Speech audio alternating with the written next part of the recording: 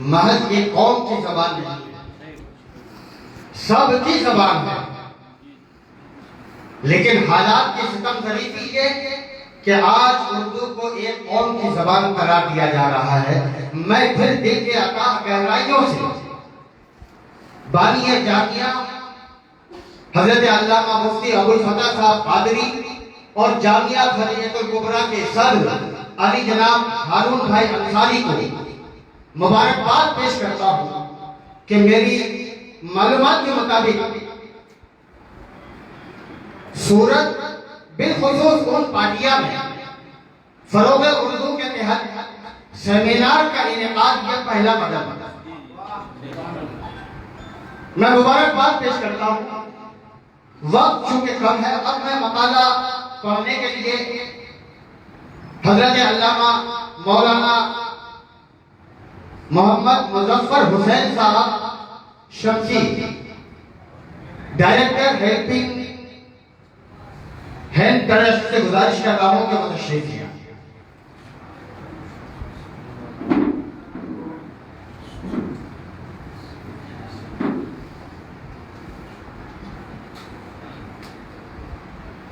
صدر ضلع، مہمانان، ہمارے پروفیسر حضرات، اردو زبان اور ادب کے دانشوران، علماء ذوی احترام، السلام علیکم ورحمۃ اللہ وبرکاتہ۔ سب سے پہلے قومی کونسل برائے فروغ اردو زبان بھارت سرکار نئی دہلی کے ڈائریکٹر شیخ عقیل احمد کا ایک پیغام جو میرے پاس آیا ہے میں آپ تک پہنچا رہا ہوں۔ اس کے بعد میں آپ حضرات کے سامنے اپنی مقالے کا آغاز کروں گا۔ قومی کونسل برائے فروغ اردو زبان بھارت سرکار نئی دہلی نہ صرف یہ ہے کہ برِ صغیر کا ایک بڑا ادارہ ہے، بلکہ پوری دنیا میں اعتبار و اوقات کی بنا سے دیکھا جاتا ہے۔ وزارت برائے فروغ انسانی وسائل حکومت ہند نئی دہلی کی نوڈل ایجنسی کے طور پر خود مختار ادارہ ہے جو اردو زبان کے فروغ اور اردو تعلیم کو مرکزی دھارے میں لانے کے لیے پابند عہد ہے۔ قومی کونسل کو ملک بھر میں اردو اداروں اور تنظیموں کو منظم کرنے کی ذمہ داری تفویض کی گئی ہے تاکہ حکومت ہند کی پالیسی کا نفاذ ملک کے ان علاقوں میں کیا جا سکے جہاں اردو بولی اور سمجھی جاتی ہے۔ فی الوقت کونسل کے تحت کئی اسکیمیں چل رہی ہے جس میں تکنیکی تعلیم کے لیے ایک اسکیم دعویٰ MTP یعنی computer application business accounting and multi lingual BTP course جسے اردو کمپیوٹر کورس کہا جاتا ہے۔ کونسل کا سب سے بڑا کارنامہ یہ ہے کہ اس نے کمپیوٹر کو اردو زبان کی تعلیم و تدریس کے ساتھ جوڑ کر ملک میں سینکڑوں مراکز قائم کیے جن میں ایک سالہ کمپیوٹر خطاطی اور گرافک ڈیزائننگ کا کورس کرایا جاتا ہے۔ دوسری اہم اسکیم مالی تعاون سے متعلق ہے۔ اس کا مقصد ہندوستان کے طول و عرض میں اردو زبان و ادب کو فروغ دینا ہے۔ اس اسکیم سے کشمیر سے کنیا کماری تک ملک کے اردو علاقے مستفیض ہوئے ہیں۔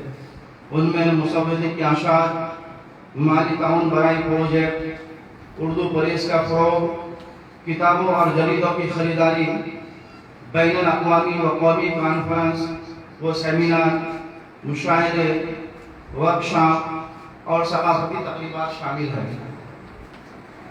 نیوز 18 اردو پر قومی اردو کونسل کا پروگرام اردو دنیا میں نشر کیا جاتا ہے جسے آپ ضرور دیکھا کریں۔ تیسری اہم اسکیم کا تعلق فاصلاتی تعلیم سے ہے۔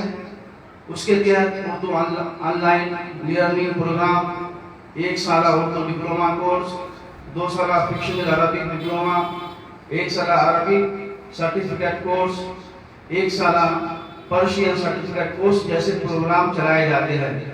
ہمارے یہاں سے 3 ماہنامہ رسالے اردو دنیا جسے آپ دیکھ سکتے ہیں، اردو دنیا، بچوں کی دنیا، ماہنامہ خواتین دنیا اور 1 سے ماہی جریدہ فکر و تحقیق بھی شائع ہوتا ہے۔ ہم نے حال ہی میں اردو کے پہلے مفت موبائل ڈیسک ٹاپ ای بک ریڈرز کی کتاب کا آغاز کیا ہے، جس کے ذریعے آپ کونسل کی کتابیں اپنے موبائل اور ڈیسک ٹاپ پر مفت پڑھ سکتے ہیں۔ کونسل کی ویب سائٹ پر کونسل کی تمام اسکیموں اور کارکردگیوں کی تفصیلات موجود ہے، جن سے آپ استفادہ کر سکتے ہیں۔ اردو ہماری تہذیب و ثقافت سے جڑی ہوئی زبان ہے۔ اردو کے تحفظ سے ہماری وراثت کی بقا ممکن ہے۔ یہاں موجود آپ سبھی حضرات و خواتین سے ہماری درخواست ہے کہ آپ اپنی اپنی سطح پر اردو کے فروغ کی کوشش کریں۔ موجودہ حکومت بھی اقلیتوں اور اردو برادری کے فروغ کے تئیں سنجیدہ ہے اور اس طبقے کی ترقی کی کوشش کر رہی ہے۔ سرو شکشا ابھیان، مہیلا اسمرتی یوجنا، ووکیشنل ٹریننگ برائے اقلیتی اداروں میں بنیادی سہولت کی فراہمی، national scholarship scheme, education loan scheme, post matric scholarship, Maulana Azad fellowship, نئی منزل، نئی روشنی، سیکھو اور کماؤ، نئی اڑان، استاد، مفت کوچنگ، مدارس میں بہتر تعلیم کی فراہمی جیسی اسکیموں سے آپ سب فائدہ اٹھا سکتے ہیں۔ آپ حکومت کی اسکیموں کی جانکاری مختلف وزارتوں کی ویب سائٹ سے حاصل کر سکتے ہیں اور اس سے مستفید ہو سکتے ہیں۔ یہ قومی کونسل کے ڈائریکٹر کا پیغام۔ اب میں اپنے مقالے کی شروعات اس شعر سے کرنا چاہوں گا کہ وہ کرے بات تو ہر لفظ سے خوشبو آئے، وہ کرے بات تو ہر لفظ سے خوشبو آئے، ایسی بولی وہی بولے جسے اردو آئے، ایسی بولی وہی بولے جسے اردو آئے، سلیقے سے ہواؤں میں جو خوشبو بول سکتے ہیں، ابھی کچھ لوگ باقی ہیں جو اردو بول سکتے ہیں۔ نہیں کھیلے لاکھ یاروں سے کہہ دو کہ آتی ہے اردو زبان آتے آتے، اور داغ ہے شعر کہ اردو ہے جس کا نام ہم ہی جانتے ہیں، داغ سارے جہاں میں گم ہمارے زبان کے ہے۔ آج کا یہ موضوع ہے مرکز عنوان ہے معاصر اردو تنقید۔ تو میری عنوان ہے اردو ادب کا شمس الرحمن فاروقی ادبی تخلیقات و خدمات ایک جائزہ۔ جاوید اختر کا شعر کہ درس دے کر ہمیں اجالے کا، خود اندھیرے میں گھر گیا سورج۔ اردو کی وہ شخصیات جو کامیاب و نایاب ہوتے ہیں، کئی صدیوں کے بعد پیدا ہوتے ہیں۔ شمس الرحمن فاروقی بہترین نقاد، محقق، شاعر، ناول نگار، مدیر، مترجم، افسانہ نگار وغیرہ تھے۔ فکشن میں مخصوص مقام کے مالک اور اپنے آپ میں ایک انجمن، ایک ادارہ تھے۔ وہ اپنی گناہوں، قابلیتوں اور صلاحیتوں سے پورے عہد پر چھائے ہوئے تھے۔ انہوں نے اردو ادب کی خدمات اور اپنی تخلیقات سے پورے عہد کو بے حد متاثر کیا۔ کئی طلبہ کے لیے بہترین استاد اور رہنما تھے، کئی اجلاس کے روح روا اور صلاح کار بھی تھے۔ ان کارناموں سے ایک عہد اور ایک تہذیب کو مرتبہ حاصل ہے۔ اپنی ساری زندگی ادب کے لیے وقت کے اور آخری وقت تک وہ اردو ادب کی خدمات انجام دے رہے تھے۔ وہ آخری دنوں میں ایک نئی لغت پر کام کر رہے تھے۔ انہیں فارسی، عربی، انگریزی، اردو زبان، کلاسیکی اور جدید ادبیات پر یکساں عبور حاصل تھا۔ مغربی ادب پر گہری نظر تھی۔ فکشن کی نئی راہ ہموار کی۔ 20ویں صدی کے نصف سے لے کر 21ویں صدی کے دو دہائی تک اردو نقاد کے لیے آپ کی تنقید مشعل راہ بنی رہی۔ آپ جیسے نابغہ روزگار شخصیت ہی کے لیے کہا گیا کہ میں سورج کو زندگی کی نمک چھوڑ جاؤں گا، میں ڈوب گیا تو شفق چھوڑ جاؤں گا۔